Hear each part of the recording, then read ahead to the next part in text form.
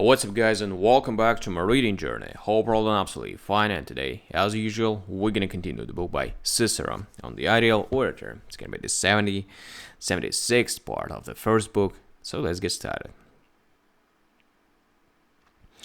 Now you express your astonishment at the shamelessness of those patroni who, although they are ignorant of the small points, claim to be able to manage great matters, or who dare to handle in court the most important questions of civil law, although they are ignorant of such matters and have never learned them.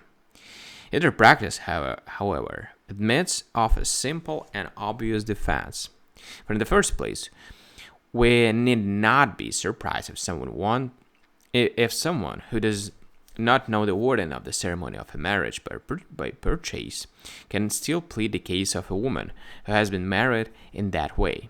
Nor does it follow, if the knowledge needed for steering a small boat and that needed for a large ship are the same, that someone who does not know the wording required for the partition of an inheritance is also incapable of conducting a case about such partition of an estate among the heirs.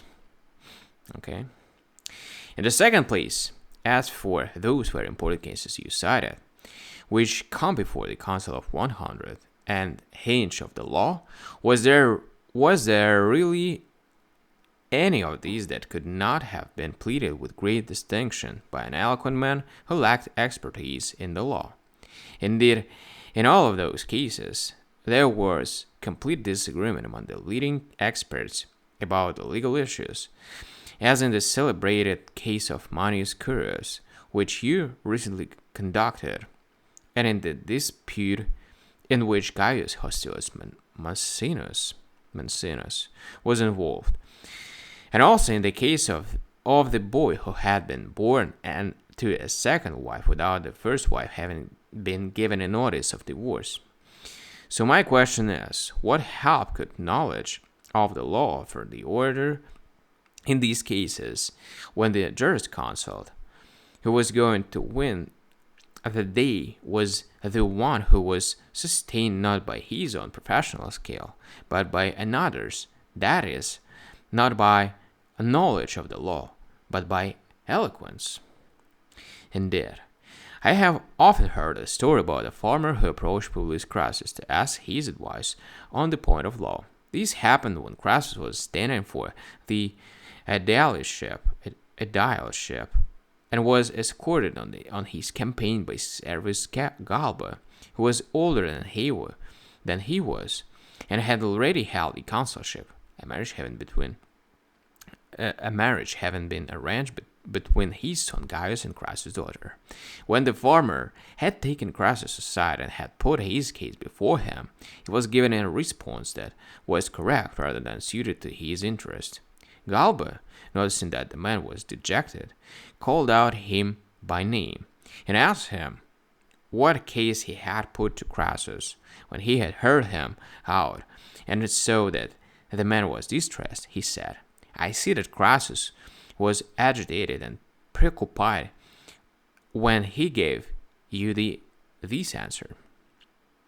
Then he grabbed Crassus himself by the arm and said, "Hey, Crassus, whatever possessed you to give an answer like that?" And Crassus, relying on his great expertise, confidently declared that the matter was as he had stated in his response, and that there could be no doubt about it. Galba, however, playfully and with copious and varied illustrations, adduced many analogous cases, and gave many arguments in defense of equity against the letter of the law. Then Crassus, not being able to match him in argument, to be sure, Crassus was among our accomplished speakers, but by no means a match for Galba, took refuge in authorities, pointing out that his own pronouncement was also to be found in the books of his brother Publius Caevula, and in the treatises of Sextius Aelius. Yet he admitted that Galba's argument seemed plausible to him, and perhaps even correct. Alright, guys, So we have done with another part, and we're gonna continue our reading journey, but tomorrow as usual. So thank you for joining in this reading session. See you tomorrow. Bye.